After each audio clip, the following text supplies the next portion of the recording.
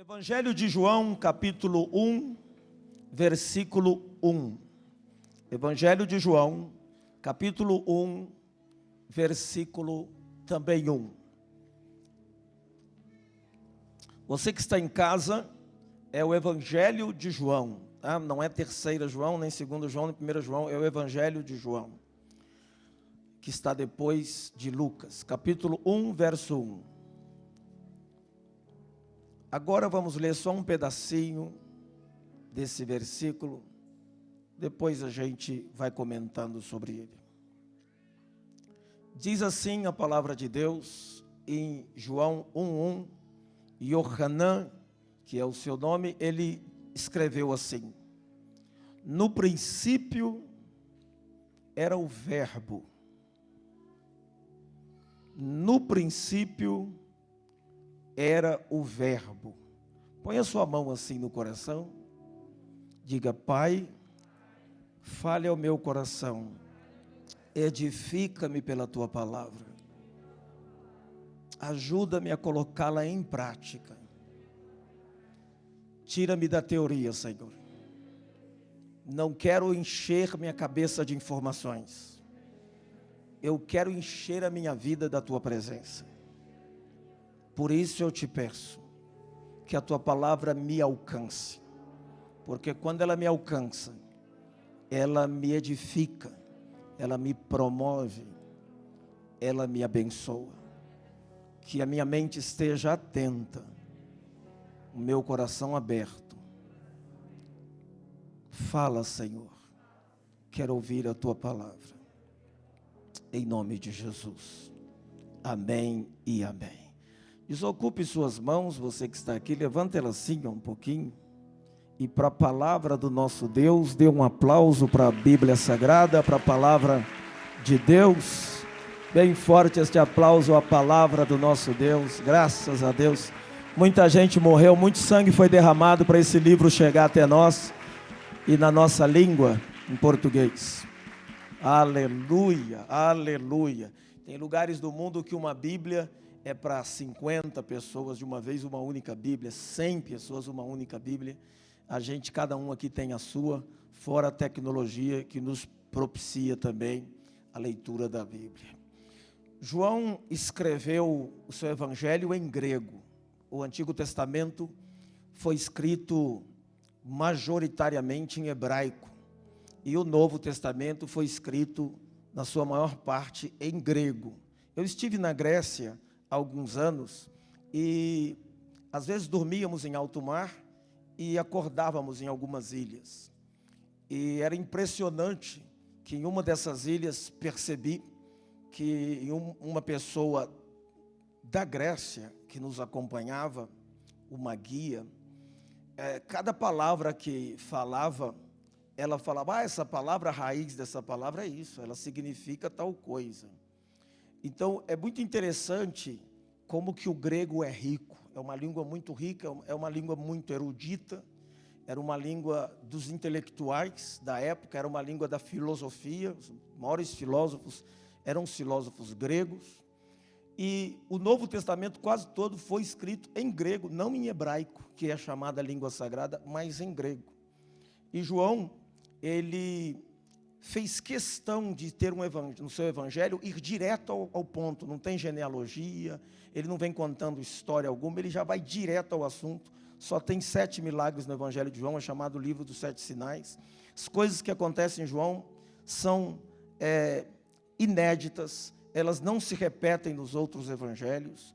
Você pode andar pelos capítulos de João, você percebe isso. Aqui de manhã eu estava comentando isso, né?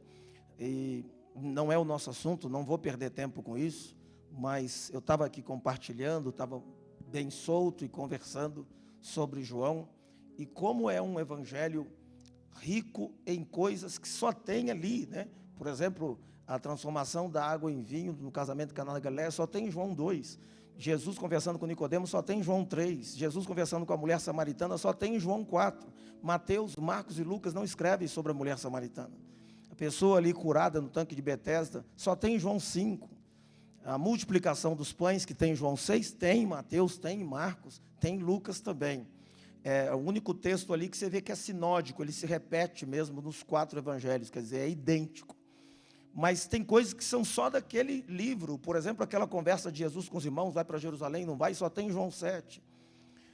O João é um evangelho diferenciado. O capítulo 9 de João fala de um cego de nascença diferente de todos os outros cegos que você lê nos outros evangelhos. Jesus, como bom pastor, só tem em João 10. A ressurreição de Lázaro só tem em João 11. Então, é um livro muito específico. Jesus lavando os pés dos discípulos só tem em João 13. Jesus falando, na casa do meu pai tem muita morada, e eu sou o caminho, a verdade e a vida, só em João 14, não tem nos outros evangelhos. Embora os outros evangelhos estão contando a vida de Jesus, mas veja, só João contou isso. Jesus como uma videira verdadeira, só em João 15. Então é muito impressionante o evangelho, ele é muito direto, ele vai logo ao assunto. E as primeiras palavras aqui foram bem selecionadas. Ele escreveu exatamente isso em grego. Ele escreveu em arche, em hologos. No princípio era o verbo. E acrescentou, kairologos, rei, em prostonteon, kaiteos, em hologos. E o verbo estava com Deus, e o verbo era o próprio Deus, ou para ser mais exato, Deus era o verbo, né? Theos em hologos. Então, a expressão que ele usa quando ele diz verbo, ele vai direto ao assunto, para definir essa essência divina que se fez homem há 2000 anos atrás e habitou entre nós, e foi chamado Yeshua, Yahoshua, o Salvador, ou Jesus, como a gente fala aqui no Brasil, ou Yesunim, como eles falam lá na Coreia. Quando eu estive lá, eles gritam, Yesunim, é Jesus, ou Jesus, ou Jesus, ou como queira, ou Jesus, como é no grego. Então, por que ele diz no princípio verbo? Todos nós sabemos que verbo exprime ação, movimento. Eu creio que os estudiosos, os linguistas, quando escolheram a palavra para traduzir logos, foram muito felizes em escolher verbo. Algumas Bíblias preferem palavra, tem Bíblia que usa sabedoria. Eu já enchi uma folha de A4, só com todas as definições de logos. Peguei a palavra logos e fui destrinchando todas as definições de logos. Eu enchi uma folha com as definições. Então, o grego ele é muito rico, mas a expressão mais próxima de logos é verbo. Então, para mim, ela foi muito bem escolhida, porque a gente sabe que verbo exprime ação, fala de movimento, fala de vida. Então, se no princípio era o verbo, todos sabemos que verbo exprime ação e movimento, então a gente pode afirmar que ninguém pode ser omisso em nome de Cristo. Porque todas as vezes que o crente se omite, o diabo age. Toda vez que o diabo tem uma missão, é porque alguém teve uma omissão. Alguém se furtou. Alguém deixou de cumprir o seu papel. Alguém deixou um vácuo. E o verbo aqui, quando João diz era o verbo é vida, é movimento. Cristo é ação. Se um animal não se move, você supõe que ele está morto. Por exemplo, minha esposa conta, quando ela era criança, ela morava na fazenda, e ela viu algo que ela pensou que era um pneu, e era uma dessas cobras enormes, jiboia, e ela pensou que era um pneu, e pensou, vou encostar, vou chegar ali, vou pôr a mão no pneu. Quando ela chegou próximo, aquele negócio mexeu. Aí ela correu. Perguntei hoje de manhã, você fez o quê, meu amor? Ela disse, corri, né? É lógico, tem sabedoria. E graças a Deus que ela correu para que eu pudesse casar. Então, quando se moveu, ela falou, não é pneu, porque pneu não se move, não tem vida. Então tinha que ser algo vivo. Se você que é casada aqui, acordar, e seu marido, você chamar ele não responder, você botar a mão dele, está gelado, você balança a tua mulher e ela não responde, você vai pensar o quê? Você vai pensar que ela está morta, que ele está morto. Eu sei que tem gente que parece que já morreu faz tempo, só esqueceu de cair. Mas não é o nosso caso, graças a Deus. Porque não está escrito no princípio era a morte, era o necros. Não há simpatia da Bíblia com o cemitério, com o necros, com a morte. A Bíblia inteira fala de vida. Jesus não disse eu vim para que tenham morte, ele disse eu vim para que tenham vida e a tenham com abundância. Graças a Deus que no princípio era o verbo. O verbo fala de vida. Se Jesus é o Logos é o verbo é vida e vida é movimento, então nós podemos entender que se não tivesse o verbo no princípio, nunca teria tido um princípio. Sem o verbo, o que teria era um vazio, um nada, um caos, um ex nihilo, um vazio do vazio, como se diz em latim. Então, sem verbo, não teria nada. O Big Bang, que os estudiosos e os cientistas falam sobre ele, só foi possível por causa de uma certa força ativa, que segundo eles, moveu uma partícula numa velocidade impressionante, bum! Esse universo surgiu e começou a se desenvolver, ele continua em expansão, em desenvolvimento, e é isso mesmo que eles tentam reproduzir hoje, através de acelerador de partículas, no que eles chamam de a partícula de Deus, a menor partícula, e eles tentam reproduzir a ideia da criação.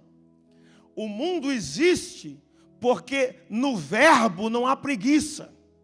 Eu amo ler João 1 porque eu não leio no princípio era preguiça. Eu leio no princípio era o verbo.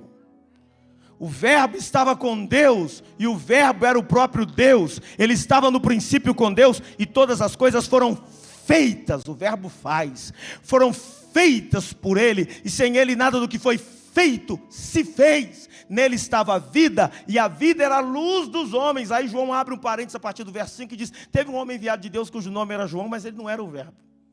Ele não era nem a luz, ele veio só para testificar da luz. Então o mundo existe porque havia o verbo. Verbo então é ação, movimento e vida. Olha o verso 4, nele estava a vida. O verbo realiza, o verbo opera, o verbo faz. Então o verbo exprime ação. Eu vou, eu volto, eu canto, eu falo, eu conquisto, eu abraço. Pelo menos eu abraçava. Vou voltar a abraçar. Então é o verbo exprime ação. Todas as coisas foram feitas, está no verso 3. Jesus não é alguém que só fala, ele faz. Atos capítulo 1 começa assim no verso 1. Ó excelentíssimo Teófilo, é Lucas que está escrevendo. Eu estou escrevendo acerca das coisas que Jesus começou, não só a fazer, como também a ensinar. Veja que o fazer vem antes. Então não há nada na zona de conforto, e o nosso tema hoje é saia da zona de conforto e viva. Vamos falar isso? Saia da zona de conforto e viva. Vamos falar de novo? Saia da zona de conforto e viva. Vamos falar outra vez? E viva. Pedro fez isso. Em Mateus capítulo 14, conta que Pedro estava no barco com os discípulos. Jesus veio andando sobre as águas. E quando Jesus veio, eles pensaram, agora a coisa piorou. Sabe quando já tem uma praga e vem outra?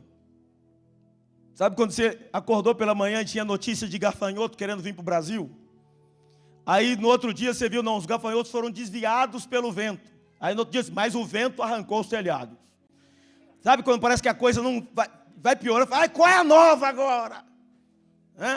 Era assim, eles estavam no barco, o barco sacudindo, eles com medo de morrer, apavorados, e vem um fantasma na mente deles, andando sobre as águas, era Jesus. E eles começam a gritar, apavorados, como crentes medrosos, eram homens daquele barco, não tinha mulheres, não, nem crianças, homens corajosos, de repente foram tomados de pavor, e diziam, ai, vamos morrer, é um fantasma, e Jesus olhou para eles de longe e falou o que ele quer que eu fale para você hoje. Ele disse assim, calma, fiquem em paz, sou eu mesmo que estou aqui. Dá um aplauso para ele. É maravilhoso ouvir a voz de Jesus no meio de uma tempestade. E aí Pedro, para ter certeza, disse, se é o Senhor mesmo, me manda sair da zona de conforto, que nem está tão confortável assim, sair do barco e ir ter contigo por sobre a pandemia, por sobre as águas que nos amedrontam em volta. E ele põe o pé para fora.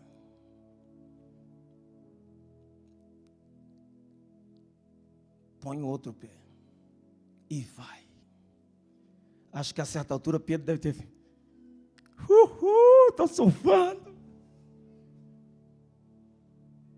Andando sobre as águas. O verso 29 diz: e disse, vem. E Pedro, descendo do barco, leia-se, saindo da zona de conforto, andou sobre as águas para ir ter com Jesus. Os estudiosos da saúde mental descobriram não, estão contando agora, vocês vão ouvir isso nos próximos dias, que uma nova doença está se instalando, tão viral quanto qualquer outro vírus respiratório. Chama-se a síndrome. Síndrome é um conjunto de sintomas que compõem uma doença. Chama-se a síndrome da cabana. Você vai ouvir os estudiosos explicando que a síndrome da cabana é uma doença que está atacando as pessoas agora, quando está havendo a reabertura das coisas. Tem gente que não consegue sair do barco, porque ela olha a vida à sua volta como se fosse uma selva perigosíssima, como se fosse uma grande floresta perigosíssima, e o único lugar que ela se sente relativamente segura é na sua casa, como se tivesse uma cabana no meio da floresta. Eles chamaram isso de a síndrome da cabana. Eu tenho uma boa notícia para você que está aqui, você que está em casa. Essa doença não vai pegar você. Vocês vão se mover porque o verbo vive em você e o verbo te leva a ir para além da zona de conforto. Se você recebe em casa, diga amém. Se recebe aqui, diga amém. Se recebe em qualquer lugar, diga amém. Eu não aceito a síndrome da cabana. Agora, apóstolo, ótimo, já posso ir embora para casa. Entendi, sair da zona de conforto, o verbo, entendi, peguei, já entendi. Agora a questão é, como que eu faço para sair da zona de conforto? Porque isso eu quero fazer, mas como é que eu faço? Duas coisas vão te ajudar. Número 1, saber que existe mais além da zona de conforto. Deus tem mais para você. Deus quer te levar além. Pedro sabia que havia mais. Pedro era pescador. E pescador sabe que se um lugar que você está pescando é confortável para você, provavelmente não tem os melhores peixes. Eu estava pescando com os diáconos da igreja anos atrás, numa ilha, região lá de Cabo Frio, chamada Ilha do Papagaio. Ficamos lá na ilha, dias, naquela ilha não tinha nada, era um morro e uma mata. E quando tinha um pescador lá profissional, eu lembro que eu fiquei debaixo de uma sombrinha, um lugar bem confortável. E o cara ficou numa posição terrível, o sol em cima dele, e ele pegando um monte. E eu lembro de dizer para ele, realmente eu não sei pescar, porque não consegui pegar nada. Ele disse, não, pastor, é porque aí onde você está é muito confortável. Se é confortável para você, não tem peixe. Você tem que esquecer o seu conforto, sair da zona de conforto, romper com ela. Converse com um nutricionista. Só para dar um outro exemplo. Converse com um nutrólogo, que é melhor, porque é médico. E ele vai lhe dizer que normalmente, se um alimento é confortável na boca, não é tão bom para a saúde assim. Normalmente as melhores coisas para a sua saúde não são agradáveis no seu paladar. Você tem que fazer um esforço para comer. Você tem que fazer um esforço para a criança comer salada. Claro, sobremesa, ela fala, me dá 3, tia. Na zona de conforto, no entanto, não há grandes conquistas. Eu estava escrevendo esta mensagem para vocês ontem.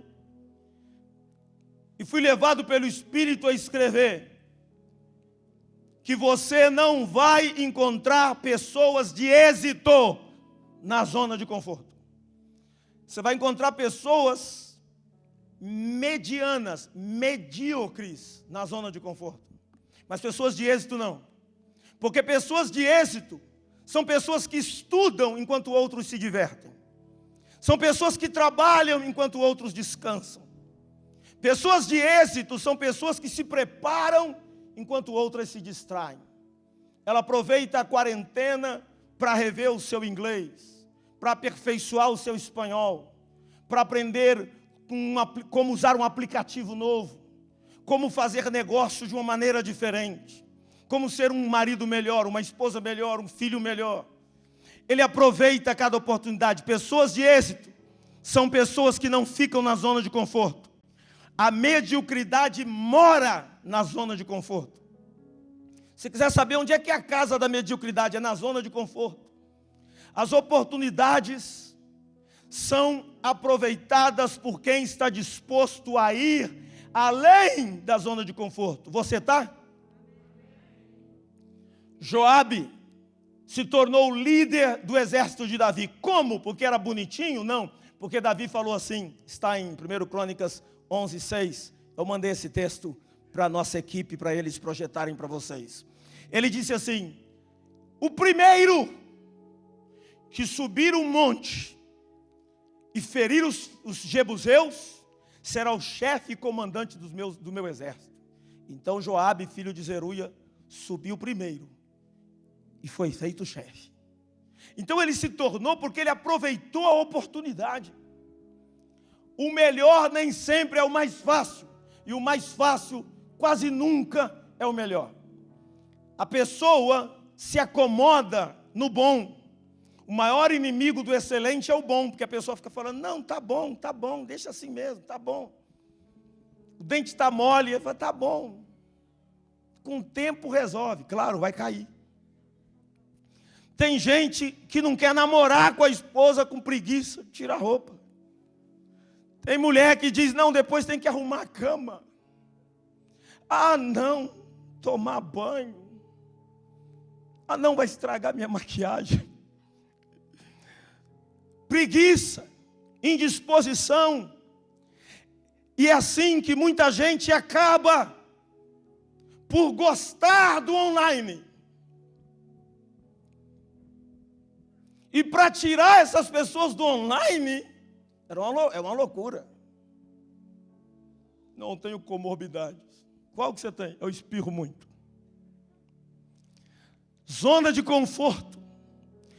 Pessoas têm dito para mim, encontrei uma pessoa que disse para mim, falei, fulano, e aí, já voltamos, você está podendo ir ou você não está podendo? Você tem alguma questão de idade? Coisa? Não, apóstolo, é falta de vergonha na cara mesmo. Eu falei, como assim, meu filho? Apóstolo, eu posso até ir, mas foi preguiça, ora por mim. Isso não é preguiça. Isso é pior do que preguiça. Preguiça tem medo de chegar perto de uma pessoa assim.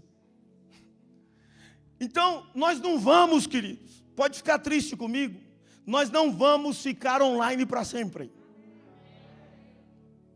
Tem gente que quer o novo normal.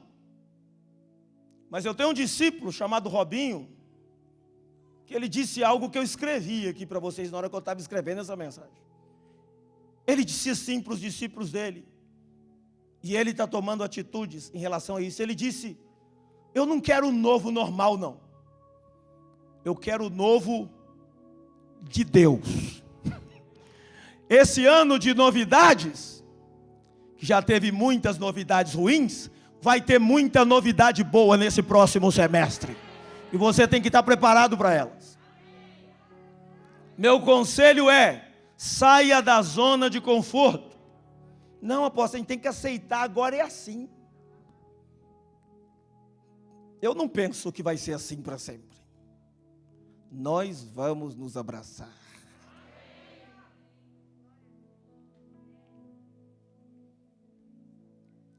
Saia da zona de conforto. Vamos falar isso 3 vezes.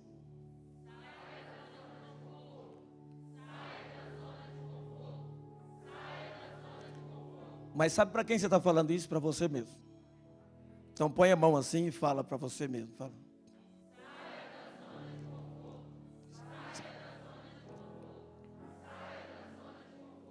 Se você faz isso mesmo, então a vida te aguarda. Dê um aplauso a Jesus. Segundo conselho, e último, são só dois.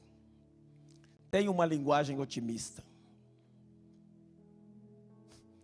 Ninguém consegue ficar muito tempo perto de gente pessimista. Como é ruim ficar perto de gente pessimista. O cara vai casar, o outro fala: "Ih, vai se enforcar." Fala: "Vai você. Eu vou ser feliz." O cara vai ter filho. "Oh, você papai." Está repreendido. Imagina você entrar num avião com um cara pessimista. Liga as turbinas. Ele diz: escuta. Do lado esquerdo. Você não está ouvindo, você começa a ouvir também. É o pavor. Você sabia que Davi, eu revirei, eu fui, voltei, fiquei procurando. Davi nunca chamou Golias de gigante. Nunca. Que interessante. Quem chamava o gigante de gigante era Israel. Eram os soldados de Israel, eram os irmãos de Davi, era Saul, porque o gigante, e quanto mais o chamavam de gigante, mais ele se agigantava. Davi, quando chegou, não disse esse gigante. Davi disse: quem é esse incircunciso para afrontar os exércitos do Deus vivo? Quem é esse desaliançado? Linguagem otimista. Apóstolo, quero ser otimista, mas não consigo. Sai da Globo. Aliás, nem o Flamengo mais está querendo a Globo.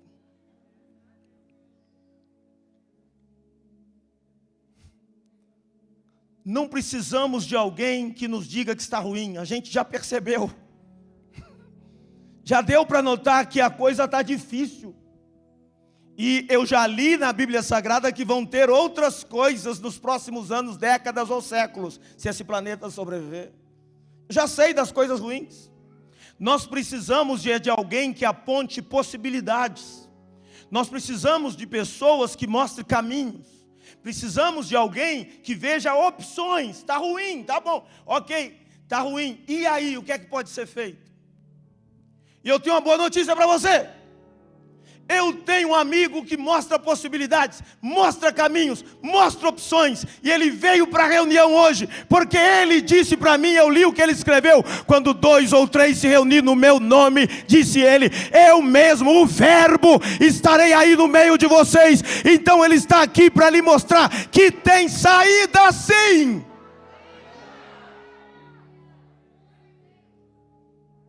A igreja precisa ser essa opção para o mundo em trevas. O evangelho, queridos, é a boa notícia de salvação. Apóstolo, mas se as pessoas morrerem? Se morrer com Jesus, vai para o céu. Se morrer com Jesus, entra na vida. A luz do rosto do Cordeiro vai guiar a sua família. A cruz é a esperança para a raça humana. Sejam otimistas. O otimismo te tira da zona do conforto, te move. É o verbo. Nas palavras de Mário Sérgio Cortella, professor, filósofo, é pesado o que ele disse, então eu já estou dizendo que é ele que disse. Mas vou fazer a leitura para você. Ele disse assim: o pessimista é antes de tudo um vagabundo. Achei pesado. Porque dá muito trabalho ser otimista. Você tem que estudar, pesquisar, tem que se juntar. A frase predileta do pessimista é essa: que horror, alguém precisa fazer alguma coisa. E aí você diz assim para ele: mas a coisa não está tão ruim. Aí ele responde assim: espera para ver. E ele termina com esta frase: a vantagem do pessimista é que ele pode atribuir tudo o que acontece à sua volta a forças fora de nós. Ou seja, não é culpa minha. Queridos e queridas aqui e em casa, se não dá para fazer tudo, dá para fazer alguma coisa. Se não dá para fazer muito, dá para fazer um pouco. Queridos, não dá para resolver, mas dá para aliviar a dor. É possível fazer muito com pouco, mas não é possível fazer pouco com nada. É possível fazer muito com pouco, mas não é possível fazer nem pouco com nada. Porque o zero, ele não multiplica nada. 0 vezes 1 é 0, 0 vezes 10 é 0, 0 vezes 1 milhão é 0. Então, quando você não faz nada, como diz Eclesiastes 11, se a árvore cair para a direita ou para a esquerda, ela vai ficar ali. Se você ficar olhando para o vento e para a nuvem, você não vai semear nem colher. Então, a gente tem que agir como verbo. Graças a Deus que no princípio era o verbo. Graças a Deus que esse verbo agora está morando dentro de você e morando dentro de mim. Porque é possível fazermos alguma coisa. Deus é otimista. Se você quer andar com Deus, vai ter que se acostumar com ser otimista. Deus é tão otimista que Ele acredita em você. Deus é tão otimista que Ele apostou em você. Às vezes a gente não crê em Deus, Deus crê na gente. Deus é tão otimista que Ele acredita que você vai ser santo. Deus é tão otimista que Ele disse que um dia, essa pessoa que está aí do seu lado, a uma distância de 1 metro, 2 metros de máscara, tirando o seu familiar, vai ser igual Jesus essa pessoa. Tem mulher que fala, meu marido, duvido. Está na Bíblia, vai ser igual Jesus. Um dia seremos semelhantes a Ele. Agora, Ele só acredita em você porque Ele colocou a essência dEle em você. Ele colocou uma parte dEle em você. Então, na verdade, ele está acreditando nele mesmo. Deus não desistiu de nós. Deus não desistiu de Teresópolis. Deus não desistiu do Rio. Deus não desistiu do Brasil. Deus não desistiu de você que está em casa. Deus não desistiu de você que está aqui. Deus não desiste de você. E se Deus não desiste de você, você não tem direito de desistir de você mesmo. E como é que o senhor sabe, apóstolo, que Deus não desistiu da humanidade? Eu sei que Deus não desistiu da humanidade por causa da Ágata. Eu sei que Deus não desistiu da humanidade por causa do Mateus, que foram apresentados aqui hoje no altar. Cada vez que nasce uma criança nesse planeta, Deus está dizendo, eu não desisti. E cada vez que nasce uma criança, eu posso ouvir o sussurro dos anjos, dizendo uns para os outros, olha aí, o Pai continua acreditando na humanidade, a guerra vai continuar e eles vão vencer, porque novos guerreiros e novas guerreiras estão chegando no planeta.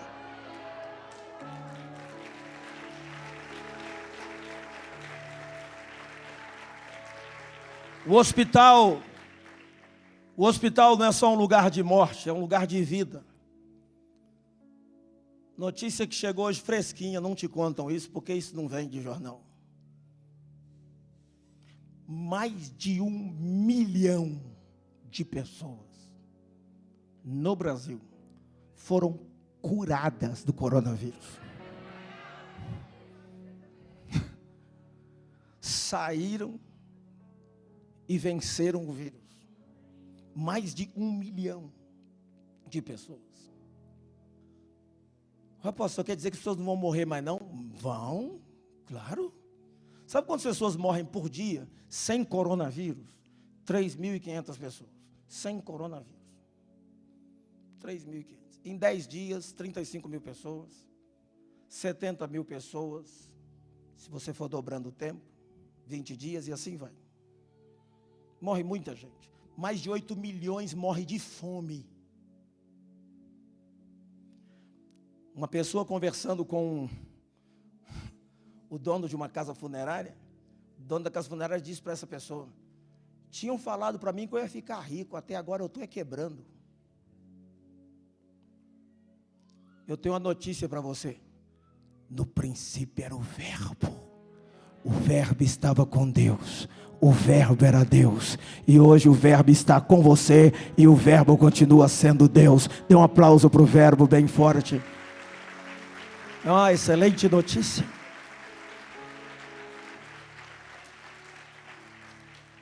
Bom, eu preciso terminar. Meu celular que está aqui me avisou. Eu queria apenas repetir esses 2 tópicos. Você sai da zona de conforto quando você sabe que há algo além da zona de conforto. Tem que haver esforço. E quando você tem uma linguagem otimista. Deixa eu terminar só dizendo isso. Eu estava fazendo exercício físico. O rapaz estava me treinando e ele disse: pastor, o senhor não pode chegar no 10, assim, 10. Esse peso não está bom. No 8 o senhor tem que estar gemendo. 8, 9, 10. Aí está bom. Toda pessoa que faz exercício físico sabe que se o exercício que você está fazendo está confortável,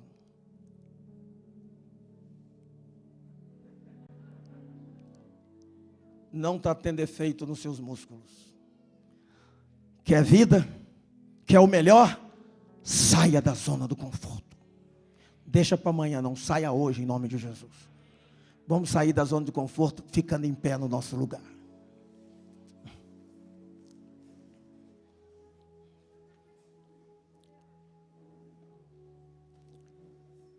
Existe vida para além da zona do conforto. Não deixe o online te pegar. Online é por um tempo. Não é para sempre. O contato físico é indispensável. Em um desses países orientais, colocaram bonecas nas arquibancadas durante as partidas de futebol. Não, porque o novo normal, queridos, pode levar tempo. Isso não é a primeira vez, não. Foram mais de 50 milhões que morreram na pandemia de 2018. Alguns chegam a falar em 100 milhões. Mas o número por baixo é mais de 50 milhões. Nem de perto nós estamos nisso. E em nome de Jesus, que Deus tenha misericórdia dessa geração e não deixe chegar. Mas e se chegar? Se chegar, a gente vai ter o luto. O nosso luto vai ser de uma noite. O choro pode durar uma noite, mas a alegria vem pela manhã. E depois nós vamos transformar o luto em luto de verbo lutar.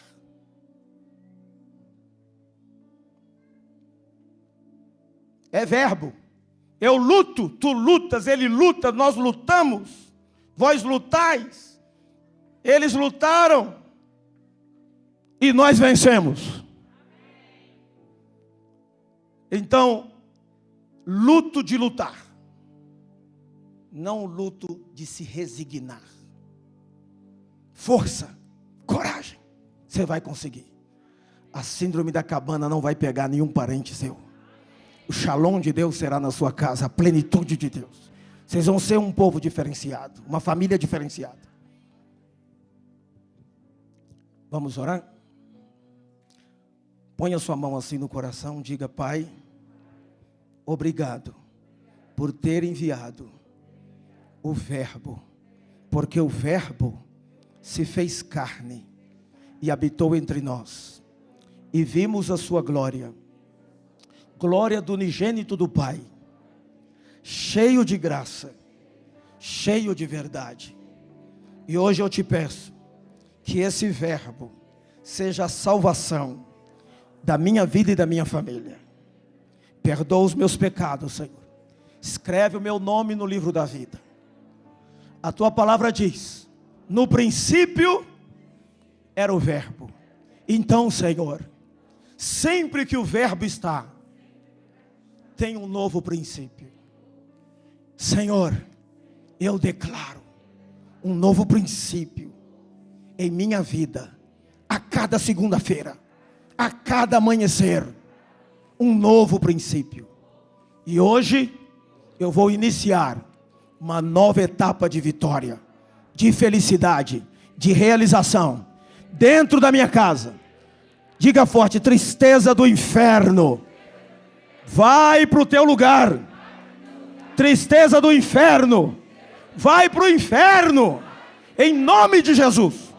Na minha casa, alegria, paz, coragem, volta por cima, perdão, tratabilidade. Se tiver enfermidade, virá a cura. E quando morrermos, vamos para os céus. Te amamos, Deus, em Cristo Jesus. Amém e amém. Dê um aplauso a Jesus bem forte.